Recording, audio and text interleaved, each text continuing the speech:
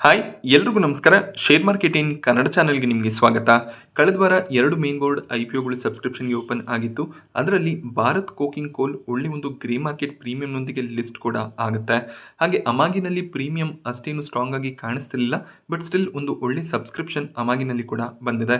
ಆ IPOನ allotment status ಕೂಡ ಸೋಮವಾರ ಗೊತ್ತಾಗುತ್ತೆ.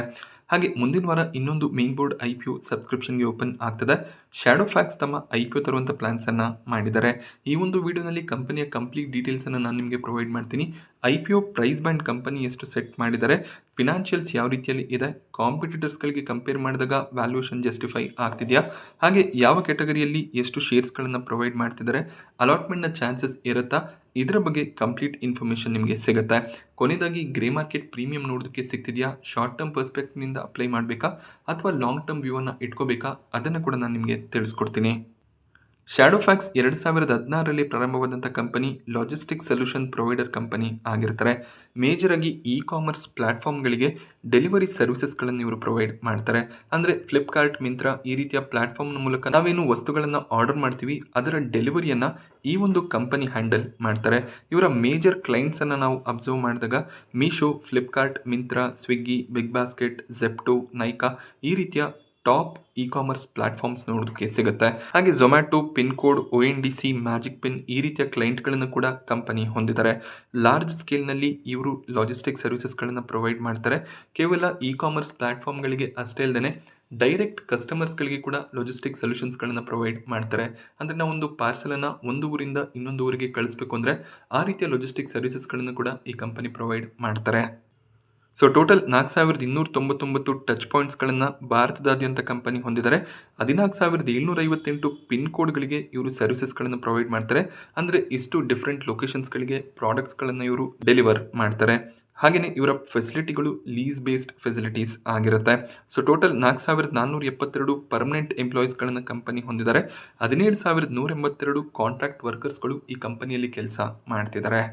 ಸೊ ಲಾಜಿಸ್ಟಿಕ್ ಸೊಲ್ಯೂಷನ್ಸ್ನ ಜೊತೆಯಲ್ಲಿ ಕ್ವಿಕ್ ಡೆಲಿವರಿ ಸರ್ವಿಸಸ್ಗಳನ್ನು ಕೂಡ ಪ್ರೊವೈಡ್ ಮಾಡ್ತಾರೆ. ಸೇಮ್ ಡೇ ಡೆಲಿವರಿ ಹಾಗೆ 2 hours ಡೆಲಿವರಿ ಈ ರೀತಿಯಲ್ಲಿ ಸಾಕಷ್ಟು ಪ್ಲಾನ್ಸ್ ಇದೆ. ಈ ರೀತಿಯಲ್ಲಿ ಸಾಕಷ್ಟು ಡೆಲಿವರಿ ಸೊಲ್ಯೂಷನ್ಸ್ಗಳು ಅವೈಲೇಬಲ್ ಇದೆ. ಕೊರಿಯರ್ ಸರ್ವಿಸಸ್ಗಳನ್ನು ಪ್ರೊವೈಡ್ ಮಾಡ್ತಾರೆ.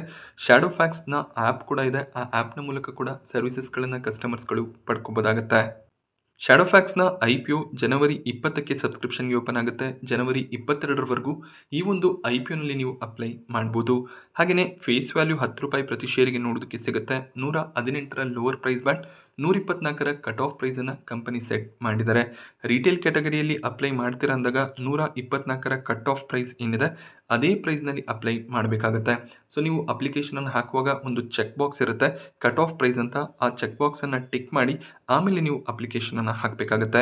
118ರ ಪ್ರೈಸ್ನಲ್ಲಿ ಅಪ್ಲಿಕೇಶನ್ ಹಾಕಿದ್ರೆ ನಿಮಗೆ ಅಲಾಟ್ಮೆಂಟ್ ಸಿಗೋದಿಲ್ಲ.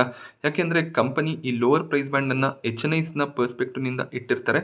ಆದ್ದರಿಂದ ರಿಟೇಲ್ ಕ್ಯಾಟಗರಿಯಲ್ಲಿ 124ರ ಅಪ್ಪರ್ ಪ್ರೈಸ್ ಬ್ಯಾಂಡ್ ಏನಿದೆ ಅದೇ ಪ್ರೈಸ್ ಬ್ಯಾಂಡ್ನಲ್ಲಿ ಅಪ್ಲೈ ಮಾಡಬೇಕು. 120ರ ಲಾಟ್ ಆಗಿರುತ್ತೆ. ಅಂದರೆ ಒಂದು ಲಾಟ್ಗೆ ನೀವು ಮಿನಿಮಮ್ ಅಪ್ಲಿಕೇಶನನ್ನು ಹಾಕಬೇಕಾಗತ್ತೆ. ಸೊ ಒಂದು ಲಾಟ್ಗೆ 120 ಶೇರ್ಸ್ಗೆ ಅಪ್ಲಿಕೇಶನನ್ನು ಹಾಕೋದಕ್ಕೆ ₹14,880 ಬೇಕಾಗುತ್ತೆ. ಮ್ಯಾಕ್ಸಿಮಮ್ ರಿಟೇಲ್ ಕ್ಯಾಟಗರಿಯಲ್ಲಿ ಒಂದು ಅಕೌಂಟ್ನಿಂದ 13 ಲಾಟ್ಸ್ಗೆ ನೀವು ಅಪ್ಲೈ ಮಾಡ್ಬೋದು. ಅಂದರೆ ₹1,93,440 ಮ್ಯಾಕ್ಸಿಮಮ್ ಇನ್ವೆಸ್ಟ್ಮೆಂಟನ್ನು ಈ ಒಂದು IPOನಲ್ಲಿ ಮಾಡ್ಬೋದಾಗುತ್ತೆ. 13ಕ್ಕಿಂತ ಹೆಚ್ಚಿನ ಲಾಟ್ಸ್ಗೆ ಅಪ್ಲೈ ಮಾಡ್ತೀರಾ ಅಂದರೆ HNI ಕ್ಯಾಟಗರಿಯಲ್ಲಿ ಅಪ್ಲೈ ಮಾಡಬೇಕಾಗುತ್ತೆ.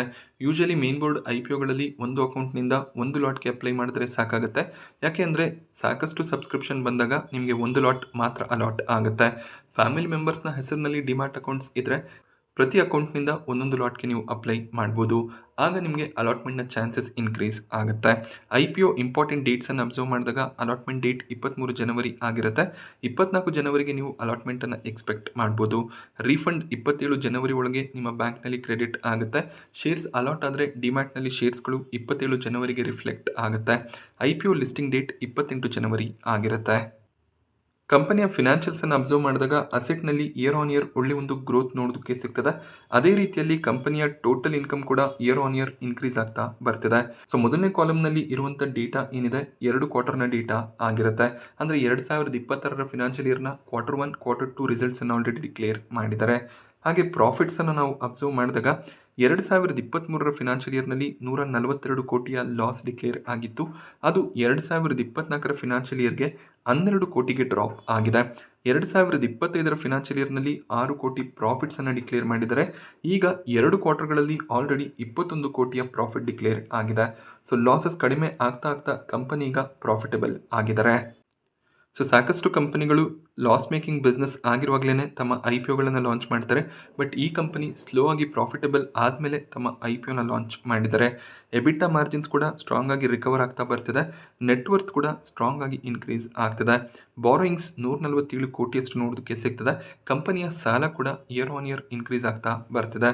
ಸದ್ಯಕ್ಕೆ 2 ಫಿನಾನ್ಷಿಯಲ್ ಇಯರನ್ನು ಕನ್ಸಿಡರ್ ಮಾಡಿಕೊಂಡಾಗ ಕಂಪನಿ ಪ್ರಾಫಿಟಬಲ್ ಆಗಿರೋದು ಪಾಸಿಟಿವ್ ಸೈನ್ ಆಗಿರುತ್ತೆ. ಬಟ್ IPO ತಂದ ಮೇಲೆ ಮಾರ್ಕೆಟ್ನಲ್ಲಿ ಲಿಸ್ಟ್ ಆದಮೇಲೆ ಇದೇ ರೀತಿಯ ಒಂದು ಪರ್ಫಾರ್ಮೆನ್ಸ್ ಕಂಟಿನ್ಯೂ ಆಗಬೇಕಾಗತ್ತೆ. ಪ್ರಾಫಿಟ್ಸ್ ಇನ್ಕ್ರೀಸ್ ಆಗ್ತಾ ಹೋಗಬೇಕಾಗತ್ತೆ.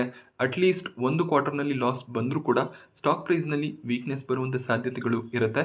ಕಂಪನಿ ಅದರ ಬಗ್ಗೆ ಫೋಕಸನ್ನು ಇಟ್ಕೋಬೇಕು. IPO ಇಶ್ಯೂ ಸೈಜನ್ನು ಅಬ್ಸರ್ವ್ ಮಾಡಿದಾಗ 1907 ಕೋಟಿಯ ಇಶ್ಯೂ ಸೈಜ್ ಇದೆ. ಇದರಲ್ಲಿ 1000 ಕೋಟಿ ಫ್ರೆಶ್ ಇಶ್ಯೂ ಆಗಿದ್ರೆ 907 ಕೋಟಿ ಆಫರ್ ಫಾರ್ ಸೇಲ್ ಆಗಿರುತ್ತೆ. ಅಂದರೆ ಎಕ್ಸಿಸ್ಟಿಂಗ್ ಇನ್ವೆಸ್ಟರ್ಸ್ಗಳು ಪ್ರಮೋಟರ್ಸ್ಗಳು ಸ್ವಲ್ಪ ಸ್ಟೇಕನ್ನು ಸೆಲ್ ಮಾಡ್ತಿದ್ರೆ ಅದರಿಂದ ಅವರು ಪ್ರಾಫಿಟ್ಸನ್ನು ತಗೋತಾರೆ. 1000 ಕೋಟಿಯ ಫ್ರೆಶ್ ಇಶ್ಯೂ ಏನಿದೆ ಇದು ಕಂಪನಿಯ ಬೆನಿಫಿಟ್ನಲ್ಲಿ ಹೋಗುತ್ತೆ. ಮೊದಲನೇದಾಗಿ 423 ಕೋಟಿಯನ್ನು ಕ್ಯಾಪಿಟಲ್ ಎಕ್ಸ್ಪೆಂಡಿಚರ್ಗೆ ಬಳಸಬೇಕು ಅಂತ ಇದ್ದಾರೆ. ಇದರಿಂದ ಬಿಸ್ನೆಸ್ ಇನ್ನಷ್ಟು ಸ್ಟ್ರೆಂಥೆನ್ ಆಗುತ್ತೆ. ಕಂಪನಿ ಲೀಸ್ ಬೇಸ್ಡ್ ಲಾಜಿಸ್ಟಿಕ್ ವೇರ್ಹೌಸ್ಗಳನ್ನು ಹೊಂದಿದ್ದಾರೆ. ಅದರ ಒಂದು ಲೀಸ್ ಪೇಮೆಂಟ್ಗೆ 138 ಕೋಟಿ ಬಳಸ್ತೀವಿ ಅಂತ ಹೇಳಿದ್ದಾರೆ. ಹಾಗೆ ಕಂಪನಿಯ ಬ್ರ್ಯಾಂಡಿಂಗ್ ಮಾರ್ಕೆಟಿಂಗ್ ಕಮ್ಯುನಿಕೇಷನ್ ಕಾಸ್ಟ್ ಆಗಿ 88 ಕೋಟಿಯ ಬಳಕೆ ಆಗುತ್ತೆ. ಮಿಕ್ಕಿರುವಂಥ ಅಮೌಂಟ್ ಏನಿದೆ ಜನರಲ್ ಕಾರ್ಪೊರೇಟ್ ಪರ್ಪಸ್ನಲ್ಲಿ ಬಳಕೆ ಆಗುತ್ತೆ. 1000 ಕೋಟಿಯ ಫ್ರೆಶ್ ಇಶ್ಯೂ ಇರೋದು ಖಂಡಿತವಾಗ್ಲೂ ಪಾಸಿಟಿವ್ ನ್ಯೂಸ್ ಆಗಿರುತ್ತೆ. ಈ ಒಂದು IPOನಿಂದ ಫೌಂಡರ್ಸ್ ಹಾಗೆ ಅರ್ಲಿ ಇನ್ವೆಸ್ಟರ್ಸ್ ಒಳ್ಳೆ ಒಂದು ರಿಟರ್ನ್ಸನ್ನು ತಗೋತಾರೆ. ಅಭಿಷೇಕ್ ಬನ್ಸಾಲ್ ಕಂಪನಿಯ ಫೌಂಡರ್. ಇವರು ಆಲ್ರೆಡಿ 5 ಕೋಟಿ 43 ಲಕ್ಷ ಶೇರ್ಸ್ಗಳನ್ನು ಹೊಂದಿದ್ದಾರೆ. ಇವರ ಆವ್ರೇಜ್ ಅಕ್ವಿಸಿಷನ್ ಪ್ರೈಸ್ ₹7 ಆಗಿರುತ್ತೆ. ಈಗ IPO ಪ್ರೈಸ್ ₹124 ಸೆಟ್ ಆಗಿದೆ. ಇವರು ತಮ್ಮ ಸ್ಟೇಕನ್ನು ಸ್ವಲ್ಪ ಮಟ್ಟಿಗೆ ಸೆಲ್ ಮಾಡಿದ್ರು ಕೂಡ 1700% ರಿಟರ್ನ್ಸ್ ಇವ್ರಿಗೆ ಸಿಗುತ್ತೆ. ಅದೇ ರೀತಿಯಲ್ಲಿ ವೈಭವ್ ಖಂಡೇವಾಲ್ ಅನ್ನೋರು ₹6 ಆವ್ರೇಜ್ ಕಾಸ್ಟ್ನಲ್ಲಿ 4 ಕೋಟಿ 23 ಲಕ್ಷ ಶೇರ್ಸ್ಗಳನ್ನು ಓನ್ ಮಾಡ್ತಾರೆ. ಫ್ಲಿಪ್ಕಾರ್ಟ್ ಕೂಡ ಇನ್ವೆಸ್ಟರ್ ಆಗಿರ್ತಾರೆ. ಫ್ಲಿಪ್ಕಾರ್ಟ್ ಇಲ್ಲಿ 7 ಕೋಟಿ 49 ಲಕ್ಷ ಶೇರ್ಸ್ಗಳನ್ನು ಹೊಂದಿದೆ. ಫ್ಲಿಪ್ಕಾರ್ಟ್ನ ಆಕ್ವಿಸಿಷನ್ ಕಾಸ್ಟ್ ₹43 ಆಗಿರುತ್ತೆ. ಸೊ ಈ ಅರ್ಲಿ ಇನ್ವೆಸ್ಟರ್ಸ್ಗಳು ತಮ್ಮ ಸ್ಟೇಕನ್ನು IPO ಮೂಲಕ ಸೆಲ್ ಮಾಡಿ ಸ್ವಲ್ಪ ಪ್ರಾಫಿಟ್ಸನ್ನು ತಗೋತಾರೆ. ಹಾಗೆ ಯಾರ್ಯಾರಿಗೆ ಎಷ್ಟೆಷ್ಟು ಶೇರ್ಸ್ಗಳನ್ನು ಆಫರ್ ಮಾಡ್ತಿದ್ದಾರೆ ಅಂತ ಅಬ್ಸರ್ವ್ ಮಾಡಿದಾಗ ಕಂಪನಿ ಲಾಸ್ ಮೇಕಿಂಗ್ ಬಿಸ್ನೆಸ್ ಆಗಿತ್ತು, ಈಗಷ್ಟೇ ಪ್ರಾಫಿಟಬಲ್ ಆಗ್ತಿದ್ದಾರೆ. ಅದರಿಂದ ಸ್ವಲ್ಪ ರಿಸ್ಕ್ ಇರುತ್ತೆ ಅಂತ ರಿಟೇಲ್ ಕ್ಯಾಟಗರಿಗೆ ಕೇವಲ 10% ಆಫರನ್ನು ಮಾಡ್ತಿದ್ದಾರೆ. IPO ಸೈಜ್ ಮೀಡಿಯಂ ಸೈಜ್ಡ್ ಆಗಿದ್ರು ಕೂಡ 10% ಆಫರ್ ಇರೋದ್ರಿಂದ ಅಲಾಟ್ಮೆಂಟ್ನ ಚಾನ್ಸಸ್ ಸ್ವಲ್ಪ ಕಡಿಮೆ ಆಗ್ಬೋದು. Especially grey market premium strong ಆಗಿದ್ರೆ ಅಲಾಟ್ಮೆಂಟ್ನ ಚಾನ್ಸಸ್ ಕಡಿಮೆ ಇರುತ್ತೆ. ಅದೇ ರೀಸನ್ನಿಂದ ಮಲ್ಟಿಪಲ್ ಡಿಮ್ಯಾಟ್ಗಳಿಂದ ಅಪ್ಲಿಕೇಶನ್ಸನ್ನು ಹಾಕಬೇಕಾಗತ್ತೆ. QIB ಕ್ಯಾಟಗರಿಯಲ್ಲಿ 75% ಆಫರನ್ನು ಮಾಡಿದ್ದಾರೆ. ಯಾಕೆಂದರೆ ಈ ಒಂದು ಕಂಪನಿ ಏನಿದೆ ಲಾಂಗ್ ಟರ್ಮ್ ವಿಷನ್ ಹೊಂದಿರುವಂಥ ಕಂಪನಿ ಆಗಿರುತ್ತೆ. ಈ ರೀತಿಯ ಕಂಪನಿಗಳಲ್ಲಿ QIBs ಖಂಡಿತವಾಗ್ಲೂ ಇಂಟ್ರೆಸ್ಟನ್ನು ತೋರಿಸ್ತಾರೆ. HNI ಕ್ಯಾಟಗರಿಯಲ್ಲಿ 15% ಆಫರ್ ಇದೆ. ಹಾಗೆ ನೀವು ಶ್ಯಾಡೋ ಫ್ಯಾಕ್ಸ್ನ ಎಂಪ್ಲಾಯಿ ಆಗಿದ್ರೆ ಎಂಪ್ಲಾಯಿ ಕ್ಯಾಟಗರಿಯಲ್ಲಿ ಕೂಡ ಅಪ್ಲಿಕೇಶನ್ಸನ್ನು ಹಾಕ್ಬೋದಾಗುತ್ತೆ. ಪ್ರೈಸ್ನಲ್ಲಿ ಸ್ವಲ್ಪ ಡಿಸ್ಕೌಂಟನ್ನು ಕೂಡ ಪ್ರೊವೈಡ್ ಮಾಡ್ತಾರೆ. ಶ್ಯಾಡೋ ಫ್ಯಾಕ್ಸ್ ಟೆಕ್ನಾಲಜೀಸ್ನ IPO ವ್ಯಾಲ್ಯೂಷನನ್ನು ಅಬ್ಸರ್ವ್ ಮಾಡಿದಾಗ ಅಪ್ಪರ್ ಪ್ರೈಸ್ ಬ್ಯಾಂಡ್ ₹124 ಕಂಪನಿಯನ್ನು ಸೆಟ್ ಮಾಡಿದ್ದಾರೆ. ಈ ಒಂದು ಪ್ರೈಸ್ ಬ್ಯಾಂಡ್ನಲ್ಲಿ ಟೋಟಲ್ ಮಾರ್ಕೆಟ್ ಕ್ಯಾಪ್ 2800 ಕೋಟಿ ಅರೌಂಡಲ್ಲಿ ನೋಡೋದಕ್ಕೆ ಸಿಗುತ್ತೆ. ಒಂದು ಸ್ಮಾಲ್ ಕ್ಯಾಪ್ ಕಂಪನಿಯಾಗಿ ಮಾರ್ಕೆಟ್ನಲ್ಲಿ ಲಿಸ್ಟ್ ಆಗ್ತಾರೆ. ಈಗಷ್ಟೇ ಪ್ರಾಫಿಟಬಲ್ ಆಗಿದ್ದಾರೆ. ಅರ್ನಿಂಗ್ ಪರ್ ಶೇರ್ ಕೇವಲ 13 ಪೈಸೆ ನೋಡೋದಕ್ಕೆ ಸಿಗುತ್ತೆ. 953ರ P/ಯಲ್ಲಿ ಮಾರ್ಕೆಟ್ನಲ್ಲಿ ಲಿಸ್ಟ್ ಆಗ್ತಾರೆ. ಯಾಕೆಂದರೆ ರೀಸೆಂಟಾಗಿ ಪ್ರಾಫಿಟಬಲ್ ಆಗಿರೋದ್ರಿಂದ ಎಕ್ಸ್ಪೆನ್ಸಿವ್ ಆಗಿ ಕಾಣಿಸ್ತಿದೆ. ಝೊಮ್ಯಾಟೊನಲ್ಲಿ ಕೂಡ ಇದೇ ರೀತಿಯ ಒಂದು ವ್ಯಾಲ್ಯೂಷನ್ ನಮಗೆ ಕಾಣಿಸುತ್ತೆ. ಇಂಡಸ್ಟ್ರಿ PE 123 ಅರೌಂಡಲ್ಲಿ ನೋಡೋದಕ್ಕೆ ಸಿಗ್ತದೆ. ಇವರ ಕಾಂಪಿಟೇಟರ್ಸನ್ನು ಅಬ್ಸರ್ವ್ ಮಾಡಿದಾಗ ಬ್ಲೂ ಡಾರ್ಟ್ ಎಕ್ಸ್ಪ್ರೆಸ್ ಲಿಮಿಟೆಡ್ ಈ ಕಂಪನಿ ಒಂದು ಸ್ಟ್ರಾಂಗ್ ಕಾಂಪಿಟೇಷನನ್ನು ಕೊಡುತ್ತೆ. ಡೆಲಿವರಿ ಲಿಮಿಟೆಡ್ ಕೂಡ ಇವರ ಕಾಂಪಿಟೇಟರ್ ಆಗಿರ್ತಾರೆ. ಡೆಲಿವರಿ ಕೂಡ ರೀಸೆಂಟಾಗಿ ಪ್ರಾಫಿಟಬಲ್ ಆಗಿದೆ. IPO register caffeine technologies limited ಆಗಿದ್ದು ಇವರ ವೆಬ್ಸೈಟ್ನಲ್ಲಿ ಅಲಾಟ್ಮೆಂಟ್ ಸ್ಟೇಟಸನ್ನು ಚೆಕ್ ಮಾಡಬೇಕಾಗತ್ತೆ. ಎಷ್ಟು ಗ್ರೇ ಮಾರ್ಕೆಟ್ ಪ್ರೀಮಿಯಂ ನಡೀತಿದೆ ಅಂತ ಅಬ್ಸರ್ವ್ ಮಾಡಿದಾಗ ಇವತ್ತಿನ ದಿನ ಕೇವಲ ₹9 ಪ್ರೀಮಿಯಂ ಕಾಣಿಸ್ತಿದೆ. ಸೊ ₹1000ವರೆಗೂ ಲಿಸ್ಟಿಂಗ್ ಗೇನ್ನ ಎಕ್ಸ್ಪೆಕ್ಟೇಷನ್ ಪ್ರತಿ ಲಾಟ್ನ ಮೇಲೆ ಇರುತ್ತೆ. 7% ಲಿಸ್ಟಿಂಗ್ ಗೇನ್ ಎಸ್ಟಿಮೇಷನ್ ಇದೆ. ಸೊ ಕೊನೆ ದಿನದವರೆಗೂ ವೆಯ್ಟ್ ಮಾಡಿ 15ರಿಂದ 20% ಲಿಸ್ಟಿಂಗ್ ಗೇನ್ನ ಎಕ್ಸ್ಪೆಕ್ಟೇಷನ್ ಇದ್ದರೆ ಲಿಸ್ಟಿಂಗ್ ಗೇನ್ನ ಪರ್ಸ್ಪೆಕ್ಟಿವ್ನಿಂದ ಅಪ್ಲೈ ಮಾಡ್ಬೋದಾಗುತ್ತೆ. ಹಾಗೆ ಲಾಂಗ್ ಟರ್ಮ್ ವ್ಯೂ ಇದ್ದರೆ ಈ ಒಂದು ಐ ಪಿ ನಲ್ಲಿ ಇನ್ವೆಸ್ಟ್ಮೆಂಟನ್ನು ಮಾಡ್ಬೋದು. ಯಾಕೆಂದರೆ ಫ್ಯೂಚರ್ನಲ್ಲಿ ಲಾಜಿಸ್ಟಿಕ್ ಸರ್ವಿಸಸ್ ಪ್ರೊವೈಡರ್ ಕಂಪನಿಗಳು ಸ್ಟ್ರಾಂಗ್ ಆಗಿ ಗ್ರೋ ಆಗುವಂಥ ಚಾನ್ಸಸ್ ಇರುತ್ತೆ. ಐ ಪಿ ಒ ಟೈಮ್ನಿಂದನೇ ಈ ರೀತಿಯ ಕಂಪನಿಯಲ್ಲಿ ಇನ್ವೆಸ್ಟ್ ಮಾಡ್ಬೋದು. ಹಾಗೆ ಫ್ಲಿಪ್ಕಾರ್ಟ್, ಮಿಂತ್ರಾ ಈ ರೀತಿಯ ಕಂಪನಿಗಳು ಕೂಡ ಫ್ಯೂಚರ್ನಲ್ಲಿ ಒಳ್ಳೆ ಗ್ರೋತನ್ನು ಪಡ್ಕೊಳ್ಳುವಂಥ ಚಾನ್ಸಸ್ ಇರೋದ್ರಿಂದ ಅವರ ಡೆಲಿವರಿ ಪಾರ್ಟ್ನರ್ಸ್ನ ಬಿಸ್ನೆಸ್ನಲ್ಲಿ ಕೂಡ ಗ್ರೋತ್ ಎಕ್ಸ್ಪೆಕ್ಟೇಷನ್ ಇರುತ್ತೆ.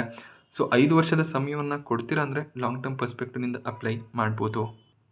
ಸೊ ನಾನಿವತ್ತು ನಿಮಗೆ ಶಾಡೋ ಫ್ಯಾಕ್ಸ್ ಟೆಕ್ನಾಲಜೀಸ್ ಕಂಪನಿಯ ಬಗ್ಗೆ ಕೊಟ್ಟಂಥ ಇನ್ಫಾರ್ಮೇಷನ್ ಇಷ್ಟ ಆದರೆ ವಿಡಿಯೋನ ಲೈಕ್ ಮಾಡಿ. ಹಾಗೆ ಇದೇ ರೀತಿಯ market updates, I P O ರಿವ್ಯೂಸ್ಗೋಸ್ಕರ ಚಾನಲ್ನ ಸಬ್ಸ್ಕ್ರೈಬ್ ಮಾಡ್ಕೊಳ್ಳಿ. Thank you friends.